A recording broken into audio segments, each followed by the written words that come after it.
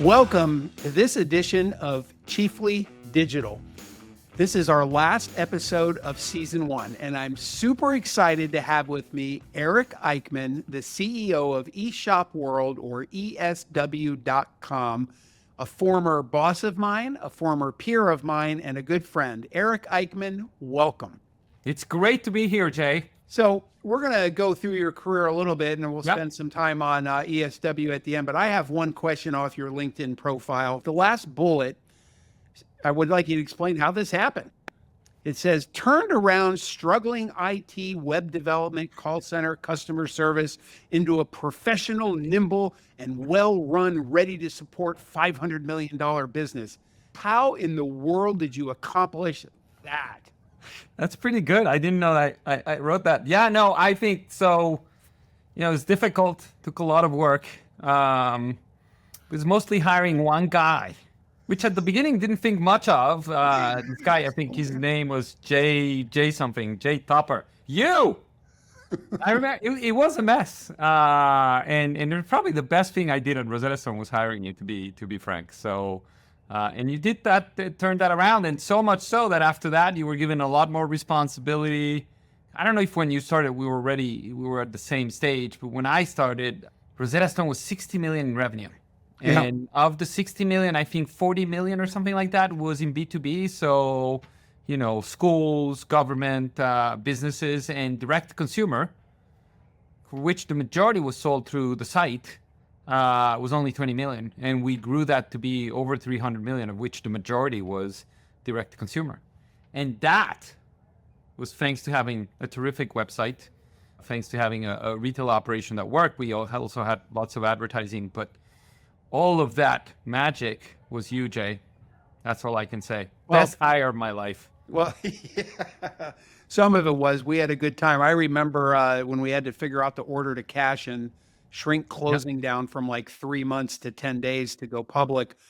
I remember getting FedEx envelopes and watching the accounts receivable people literally dump like dollar bills and change out of FedEx envelopes from the kiosks. And I was like, oh no, this is going to be a challenge. That was a payment method that you don't really have today, I don't think. No. In any of the websites. You don't. Cash in a FedEx envelope, yeah. So we're going to back up a little bit, and I have a kind of a starting question, and then we'll get into your career. But most of the companies you've worked for and most of your background is in and around technology and tech enablement companies and platform companies, marketing, commerce, all the cross-border, all that stuff. How did you get into technology in the first place? What got you started going as far back as you want to go? So I interestingly enough, it's trying to figure out what are the themes in my career, and one theme was definitely technology.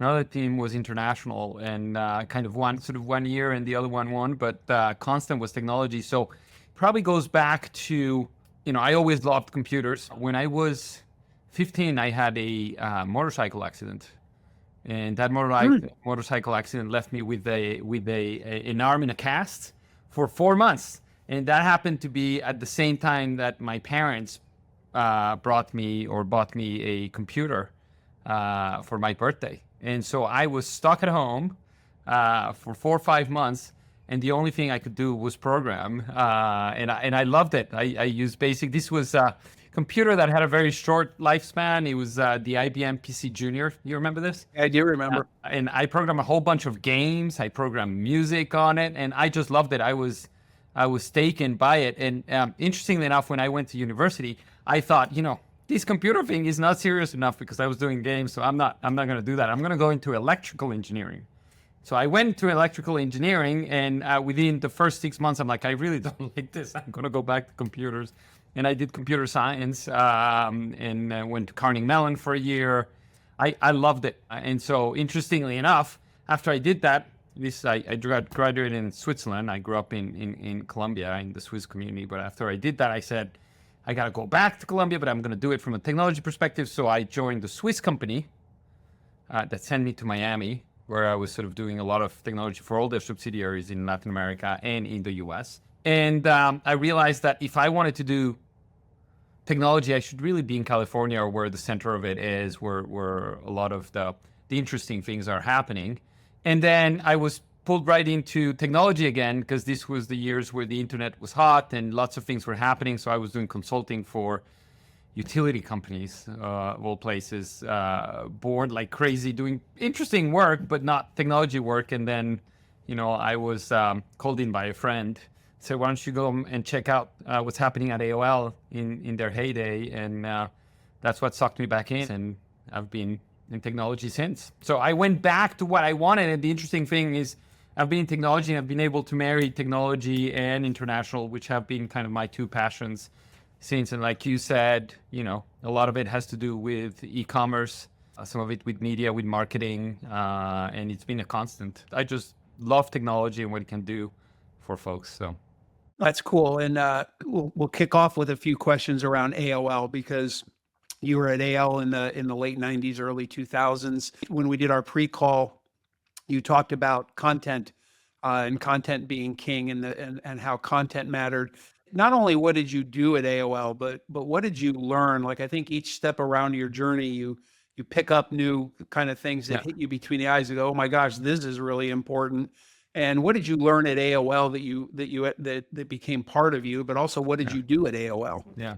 So I joined AOL after consulting, and probably the first thing that hit me is that it's a constant change, right, in the space. And so there were new companies coming up all the time. And the emphasis was not so much on thinking and presenting decks and having the right solutions, but on doing. So AOL really taught me to be operational, and that speed is of utmost importance. When I started AOL, I was in what they call the service. And so I was the counterparty to people doing deals. And I created sort of the environment and negotiated the terms associated with the deals. And one area that we did deals for was AOL Shopping. So AOL Shopping, very old concept. It was set up like the same way as a mall, where what we'd do is we would bring a whole bunch of online commerce companies. They would pay a fee, like you do in the mall if you have a store. You pay a rental fee and then a revenue share.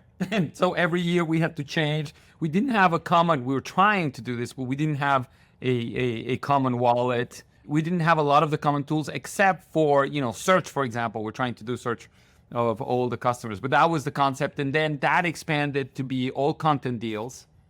And then, AOL was a place that changed a lot. And so you mentioned content is king. I remember waking up early 2000 to the news saying that AOL had purchased, they called it a merger at the time, but really it was a purchase of AOL buying Time Warner. And the argument was, content is going to win. AOL was at a crossroads because they had dial-up, but they didn't have the pipes to do broadband, and that's where it was moving to. And so Steve Case at the time said, well, the best way to guarantee that we keep our value as a company is we're going to sort of hook up with a great content company, Time Warner, and then we have some level of exclusivity around their content, which will make our service very valuable, and that will trump people paying for the broadband. We'll be able to basically be the pool in the relationship. That unfortunately didn't happen. Content today is more king than it was back then, but at the time what happened is, the internet crashed, and what happened is user-generated content became king. So content was still king, but social networks became a big deal. Commerce also with Amazon obviously became a big deal. But in that transformation of the internet crashing, but I was given a lot of opportunities from running these deals. I was given the opportunity to run what they call all the internal inventory. So this is the media placements for internal clients. So if you had, for example, if you were selling AOL security to people, you need to advertise that within the service. I ran that for them. And then I was given all the advertising business from AOL from an operational perspective. So I was, if you will, the COO. I had technology, I had product, I had pricing, I had operations. Back then, we had all the deals that existed within AOL were these big deals. Like FedEx had a big deal. Yep. And they said, we want a whole bunch of customers. Online is the new thing. And so, you guys create a portal where you're going to get all the online businesses, only small businesses. and then we'll be able to access all of them. Of course, there's no reason for the small business to be there. So the deal actually, which was, like whatever, 60 million, a huge amount, was not performing at all from a performance metrics perspective. And so there was a lot of restructuring. And when the internet sort of not broke, but in March 2000, when all these stocks went down, there was a lot of restructuring to be done. And we decided, okay, there's two businesses, and there was one emerging, which, by the way, Google at the time took advantage of, which was performance advertising, right? And there was one part of our clients that wanted just performance advertising, just send me leads, just convert people for me, just, drive sales for me. And there were people that, without really stating it, wanted branding within online. And so we had to transform the business at that time, find a way to deal with all the performance businesses. So we bought a company called advertising.com, which we integrated. And then we did a deal with DoubleClick at the time, which is an independent company. We ran a completely new set of product requirements, which they built for us. We went from business that was sort of basically collapsing to a business that was very healthy, that was growing 30%. And within that experience, you asked me what I did. One of the constant things, there was constant change, but there was constant opportunity. There were a lot of opportunities, and I kept on sort of being pushed into new opportunities, and I took new opportunities. And to me, the learning that would come from it was exciting because we were doing new things and lots of things were changing. And so that was great. And that set me up to finally go and do what I wanted to do, because I wanted to be a P&L manager. I wanted to have the full P&L, which is hard to have at AOL because it's such a functional organization, or was at the time. And I joined Rosetta Stone, where, like we said at I was finally able to hire an incredible person, Jay Tupper. Well, we're going to get back to speed a little bit later, because I think you and I share a passion for speed and what that means. And certainly I experienced that with you at Rosetta Stone, that, it's not wait till tomorrow, it's do it today and do it fast and fail fast, and those doctrines. At Rosetta Stone, so you're going through growth. One thing I'm going to ask at a few of your companies is, when you have to build a team, grow a team, change a team, and and by definition, the companies you're going into are going through material change. How do you architect the org? Like what runs through your head when you're trying to piece together how to form this kind of battery below you that can work at that speed and that pace you want? Now, I think, look, I've sort of come into companies. Rosetta Stone is an example, but companies that require some change to either sort of ignite growth and start growth in a big way, or that are turnarounds, right? And so I think the first thing is just taking care of the most urgent stuff, like be it, a company that's suffering from cash flow that's about to go bankrupt, you need to look at cost base. A company that's completely distracted by, say, an acquisition, or that's being killed by a competitor because they don't have something. So just, you need to, okay, what's needed in this environment? And that's probably the focus. Yeah, you need to stabilize the company, and often it means you need to focus on something strong, and then you need to define what is it that that's going to create value for the company. And as you're creating the strategy, like from day one, you're assessing the team that you have under you, or that's sort of part of the team, and you're assessing the skill sets that exist within the team, right? The potential. And by definition, when you come into a company, generally, I think in every kind of, you're brought in because they want you to bring change. They want you to do something different. You're not coming in to do exactly the same as the person who was there before. That's you right. normally come in to replace somebody, or to sort of bring new ideas. And so, you need to think about what it is that you want to do, and whether the team that you have is the right one. And often the team that was successful in the past is not the team that's going to be successful in the future. That's just, or the team just, was successful doing something, and they got stuck in doing the same thing over and over again, and they couldn't sort of, reimagine what they did. So I think you first need to think about what needs to be done, and then you need to think about what skill sets are required and whether your team has them. So I think you hire for skill, obviously, but more important than not is hiring for attitude and culture, and making sure, like, and on that front, I always found that, if you're going through a very intense stage with a company, what you want to make sure you do is you hire a team that's willing to take initiative on its own, that works well together. I find that finding people that are pretty humble allows them to think about new situations and change things more often. And I find that finding those people generally are not very serious about themselves. So they're willing to accept that they don't know anything. So which means they don't take themselves very seriously, but they take their work very seriously. And so if you can find that combination, I think you find sort of a meeting of the minds. And once you have the right team and you know where the points of value are, which means you have the right strategy, then obviously it's all about execution. But I think, having the right team is critical. I think you're exactly right. And I think the dynamic in the culture is that you have a group of people that want to change. They've been waiting for change, and they're super accommodating.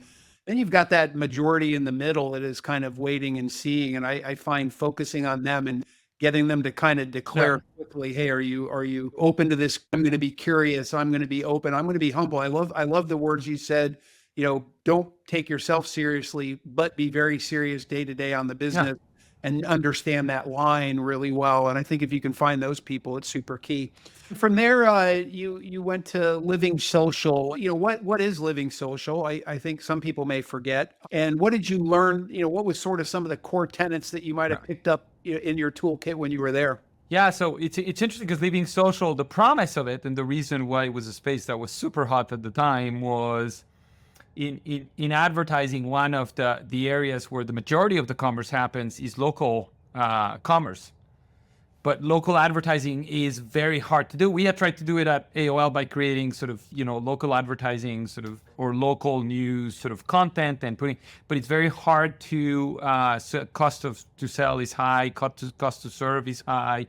And so the promise with Living Social and Groupon was that by doing offers, you could basically bring a lot of customers and acquire a lot of customers for local businesses. And these applied to every country, every city, every village, in all the continents, all around the world, right? So interesting, when I arrived, I was COO and president of international at Living Social. The fight at the time was Groupon was number one, very clearly. And we were number one in DC, because that's where the company was headquartered. In the rest of the country, it was a fight between there were 6-7 companies because the barriers to entry was very, very low in that space. And so we had a very aggressive strategy of going to market into a whole bunch of new markets, acquiring customers by spending a lot in marketing. This was an area where we raised like $4 billion and we spent all of it to acquire customers without having offers in the market. The normal thing that people thought at the time is, you need to set up the sales infrastructure to have local offers. And once you have the local offers, then you can sort of go and get customers. We flipped it over because we knew we didn't have the time. We got the customers. We used the customers to hire people. So I had HR reporting to me. And one of the big challenges, we need to hire 1,000 people within 8 months to cover all those market salespeople and the go-to-market. And so we had this approach that was very good, where we did 3 interviews, different types of interviews. One was behavioral, the other one was about skills, and the other one was about their passion for the business. And if they passed that, we flew them all into Dallas, into a hotel, had a whole bunch of interviews. And at the end of the day, we had 30 offers. And the people that had come would leave home with an offer from Living Social. And we were able to become, through that sort of strategy and the execution around the hiring and all of that, we were able to become number 2 in the US. And with that number 2, the board sort of was able to raise more money. We got Amazon as an investor that owned a little bit less than a third of the company. And we were told, okay, the US is going well, let's go for international, because Groupon had the same. And it was crazy because we said no to many more companies that we ended up sort of acquiring. But at the time, the argument was very simple. You guys, we go to these countries where a lot of these models had taken hold. They were local players. We would go in and say, okay, you have the deals, you're generating them, you have a sales force, you just don't have enough customers. And so we'll come in, generating customers. That means your revenue is up, you become profitable, you become part of our company. We basically mailed our technology into yours. We have one technology platform, and then we'll go to the capital markets and we'll become public and everybody will be happy. We did that around the world, except that at the time, Groupon had difficulties in the market. The model started showing some cracks where consumers were sort of, their clicks and their conversions started going down because there were too many. The offers were not that good. And so then we had to turn back. I remember, as soon as I finished, this was July, the last acquisition was July 2010 or 2011, I don't remember, 2011. then I had to turn back and close half of the acquisitions that I had just done. So when I think about that experience, I wouldn't change it. It was very tiring, but it was just this idea of creative destruction that we all talk about. Like, this business, and there was so much money being spent on trying this model, and it didn't work. We often just hear about the stories that work, oh, Facebook was, not profitable for years. Amazon was not profitable for years, but finally worked. This is an example where a whole space, there were billions thrown into it, and it finally didn't work. Groupon still exists, but the valuation of it is much lower. And so it's these cycles of up and down, and reflecting, because I ran Criteo after that, but the one of the core advantages that the US has is this ability to deploy capital at a very fast pace. That's very at-risk capital, where people, they never intend to, but there's always this idea that you can actually potentially lose this capital, but we still invest the billions because the price of having something that's much bigger, $100 billion valuation is there. That doesn't happen anywhere else. In Europe, and this is one of the strengths of the US, is just this ability of the US to bet big on things without having any guarantees of returns. Well, I'm going to ask you a few questions about Criteo, and then we're going to jump to ESW. First of all, explain to the listeners like what it does and who they are and what you picked up there. It's the first time with the CEO title. Yep. You don't just own the P&L, but you own it all. Yeah. What's different? When I was captain of a ship in the Coast Guard, you're like ultimately and completely responsible for the ship. Yeah. It doesn't matter what anybody else does. Yeah, There's nowhere else to point. And I always assumed it would be similar in business, but tell us. You were captain of ship? Journey. I was captain of a ship. Wow. Basically that class of ship that's over my left shoulder. That's very impressive. When I got to Criteo was basically a company that used data to drive performance. And the data they used was data was left by consumers on retail sites. What products did they look at? How many pages, how much time they spent on it, all of that, and converted that into an ad that brought the consumer back and converted into a sale. It's known as retargeting, right? And at the time when I arrived, Criteo was, they needed growth again because they were basically not growing in Europe. The US was stagnating, and I came in as chief revenue officer. And, I can go into a lot more of this, but I basically built a scalable go-to-market machine, a lot of opportunities there. We also had a lot of opportunities in product that once we got going and we got more clients, we also had network effects around data, because the more data we had, this is pure machine learning. So, people talk about AI now, but that was, the beginnings of machine learning applied to this specific example, which was retail performance or commerce performance based on data. But the more data we got, the more we had network effects. Mobile happened. That also was a big area of growth. And so we grew the company from, I think it was 180 million in net revenue or 300 million in gross revenue to over 2.4 in gross revenue billion, just under a billion. So it's very fast growth. And, there were lots of things that drove the growth. In that process, within 6 months, I was COO. So I had product, I had everything but a corporate. And within, was it a year and a half, 2 years, I became CEO of the company. And what was interesting in that, because, as COO, I was managing the P&L. But I, understandably, I was very focused on the operations, on making sure that things were happening, that we didn't have any mistakes, managing a lot of the teams, tracking the pipeline, going and visiting clients, traveling all over the world, because it's a very international business. As a matter of fact, the US, when I arrived, was 20% of the business. It became 40% of the business. But we had countries like Japan that were 15, 20% of the business. So it was a true international platform business. I learned pretty quick that one of the things that you can't afford, one, you said it for the ship, like the buck stops with you. So, there's no excuses. So you have to think about everything. The second thing, probably most important, is I'm going to come back to your ship, but just like in a ship, you have to set the direction. As I became CEO, retargeting started to slow down. The Apple started restricting the ability to collect data across different apps. And so the business of retargeting started, stagnating or slowing down. And so we went into retail media, which was really basically doing what Amazon was doing, selling ads within their environment for other sort of commerce clients, Walmart and all of this. And so we did an acquisition and all of that. But I think there's uncertainty. And so in an uncertain environment, naturally, sometimes you want to have more information before you make a decision.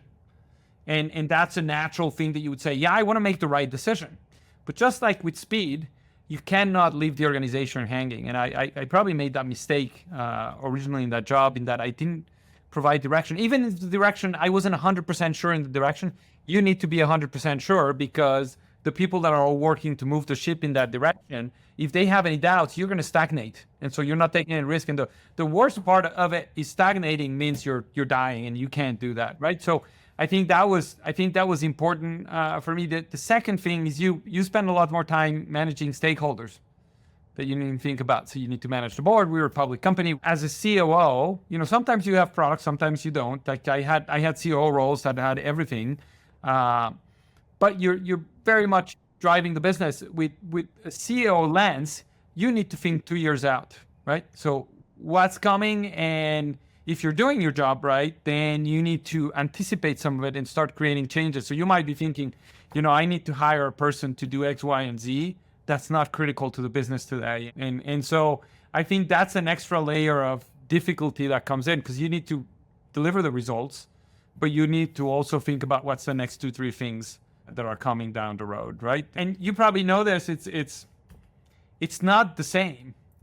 Yes, you have a team. You're a team with your team, but like at the end, if you need to make tough decisions on the team or anything like that, you're left on your own devices. The board, they say the board can help you, but the board is not there, and they don't have the same. That's right. Understanding of it. I think that's the difference. It's a more lonely job than the job of being part of the team, if you will. And I don't say in a bad way, because it's a very interesting job. It's full of very rewarding things associated with it, but stepping into it, you gotta be ready to know that you can't just go and have beers with your colleagues and complain about stuff to feel better the next day. You can't do that. That's not part of the job description. So no, and I think that I was raised even in the military, and that I carried with me in the civilian world, is that as I've reported to CEOs really since like 1996 when I got out of the military, you are the exception.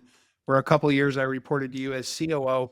But the mission of these direct reports, there's always needs to be an appreciation that whatever responsibilities and stress you're under, the person that is above you has a greater, because they've got all yours, plus they've got everybody else's. And what can I take from there to alleviate that? Because then that empowers, the more you can empower up and manage up, the more powerful an organization can be. What's also interesting about the CEO job that I thought of is, you have to be, quote unquote, decisive, or provide a strong direction that everybody understands and everybody is sort of going towards. But at the same time, you have to be humble enough to listen to everybody.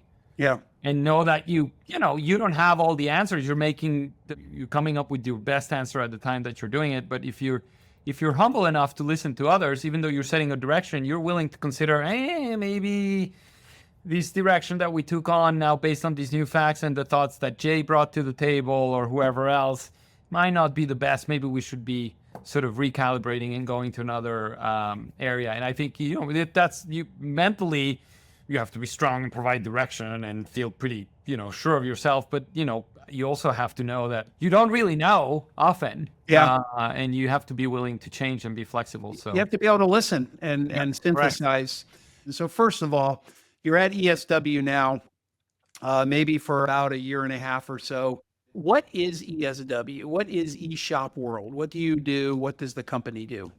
So we help brands, what we call it, at a high level, create moments that matter between brands and people that love them. So I always give the example. So I grew up in Colombia, in Bogota, in a time where commerce was not, like, to get something from outside of the US, like we played soccer, right? So if you could get, at the time, Nike was not big, but if you could get Adidas or Puma, it was a big deal. And so if our neighbors, their parents went to Europe or to the US and bought Adidas, the shoes, and they have the shoes, they basically call the whole neighborhood and we'll go and see, wow, you got these shoes. And so that was a very special moment. So what we help brands do is basically reach their consumers, their fans across the world. A lot of brands, have their own e-commerce operations within the core markets, but they might not be thinking about secondary or tertiary market. And so in those markets, we do all the localizations. So language, we do duty and taxes. We act as the merchant of record. We do all payments. We set up their logistics.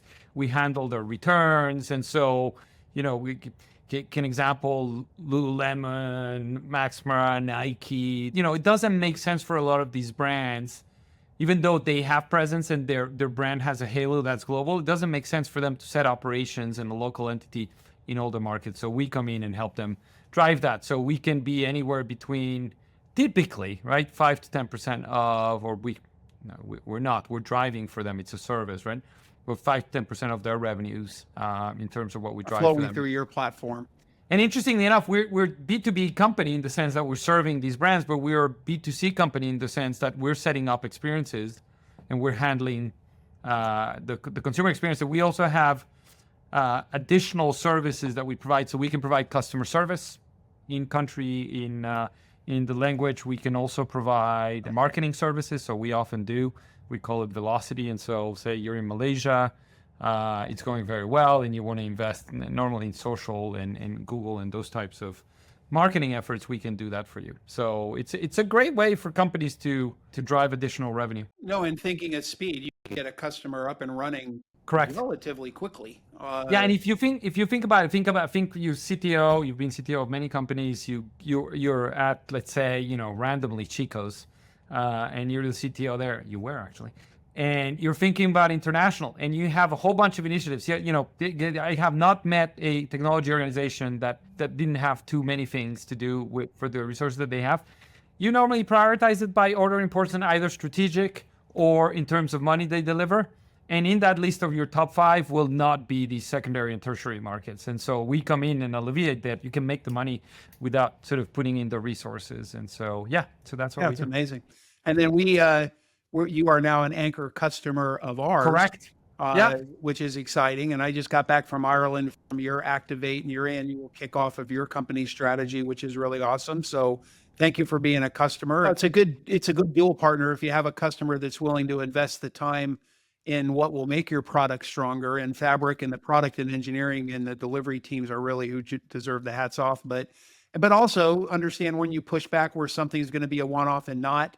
The same great relationship that we have where there's a recognition of that and understanding of that. And so it works both ways. And I find that customer partner relationships that are pretty close to 50-50. I mean, at the end of the day, you are the customer, but when you're actually designing and road mapping, it really needs it's been interesting because I think sometimes we bring things to you guys and you say, okay, this is a great issue. It applies to most customers, it advances our offering in the right direction. And you've also come back sometimes and say, no, that's too niche specific to you guys. And then we say, okay, well, we'll build that on our own. And I think that interaction has been also very helpful because you're learning more about the space and we're learning also more about what's possible going forward. Yeah. I have a closing question for you. If you're a director or a VP, listening, or even a manager looking to be a director or VP, and you're looking for in the retail or platform space, which typically is where our listeners are, what to advance people, at one point of being a VP is sort of the holy grail. When you're a VP, being a C-level is the holy grail. What advice do you give either your directs or their directs of sort of 1 or 2 key tenets that they need to have to enable hierarchical advancement? I did want to become a C-level, right? So I had that in my mind. Sort of the path to it is not always straight. And what I think was a constant for me was that when there was an opportunity to grow and to take on more responsibility, I jumped into it. I didn't think 3 times, and I've seen this in my career with others. Oh, how much are they going to pay me? What am I going to get out of this? Oh, this seems to be, jump right in. And often, if the opportunity is there, I did this also from job to job. I had jobs where I took a big pay cut and, there was a promise of potentially equity and things like this. And it didn't work out, but I took out of it by getting a bit out of my comfort zone, sort of growth that helped me afterwards. AOL was a good example. AOL was a great platform for me because I learned very quickly because I was thrown new responsibility because nobody was there. People were leaving. It's like, okay, what are we going to do with it? Here, Eric. I like that. Raise your hand first. Figure out all the logistics and the administration part of it later. And I always think also the other thing that you should think about, and this is not always perceived as such, but I think it always helps if your mindset is always what will drive the most value for the company. You're not in a negotiation sort of framework or frame of mind where you're thinking, okay, what am I going to get out of this? But just focus on that. Because normally if you focus on that one, we're driving value for the company, you're going to be noticed. You're going to get like, normally that follows. You know, the world is actually quite generally logical where if you're adding a lot of value, you're getting noticed. People will want to put you in more and more important sort of positions. And so I think if you focus on the value of the company and then you're willing to put yourself a bit at risk to grow, you naturally end up to where you end up. If your cup of tea is you want to be CTO or you want to be senior VP of business development and that's what you want to do, I still think the path to it is very similar. It's just put yourself in a position where you know, you're growing, you're willing to do things, and you're focusing on the value for the company. I don't have an opinion on this yet. When I asked it, it just hit me sort of as a closing question. Do you find that the younger generations, the percent of people that have that doctrine of a desire for upward mobility versus stability is less or more or the same? Have you noticed any difference there? I haven't noticed a lot of difference. I read about a lot, but to me, there's always a handful of people that are really ambitious. Yeah. I think, look, in the companies that I worked out, there's always a cohort of people that you can identify as wanted to progress. They're also the ones that are, there's a customer problem, they're taking the initiative, they're going and trying to fix it. And those people are the ones that care about the business, want to see it progress and as an extension.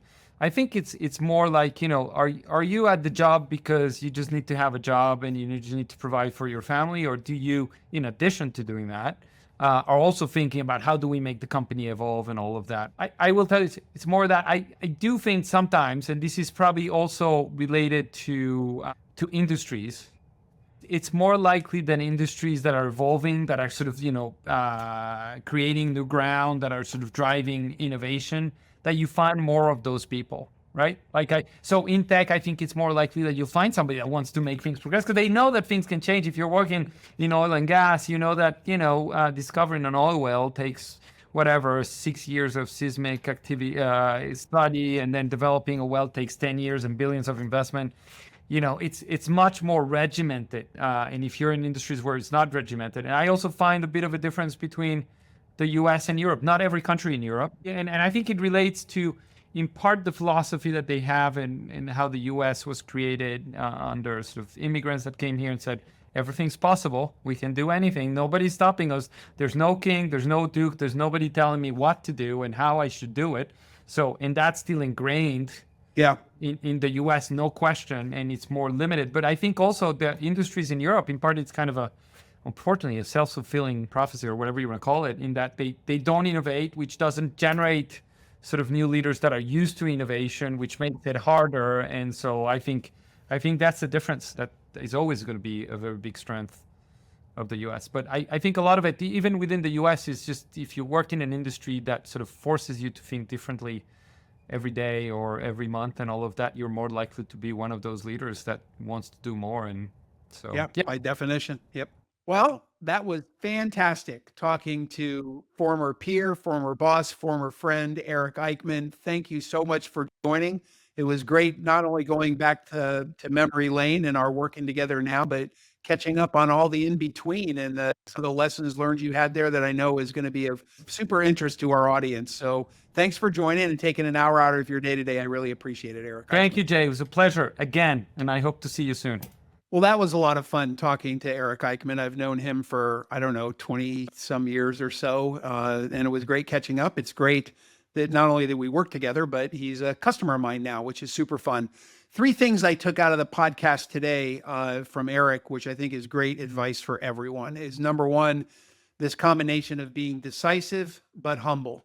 That yes, you can come across confident and decisive, but you also have to have the wisdom and maturity to synthesize the voices around you and be able to listen to those to optimize your decision and sometimes even change your decision. I love the concept of not taking yourself too seriously, but taking the business seriously. We're all working for a business and a company, and the company's goals and strategy is our responsibility. So there's a seriousness about that. But within ourselves, we're also just human beings on this earth for a brief moment in time, and taking yourself too seriously can be at odds with the type of culture you might be trying to set up as a company.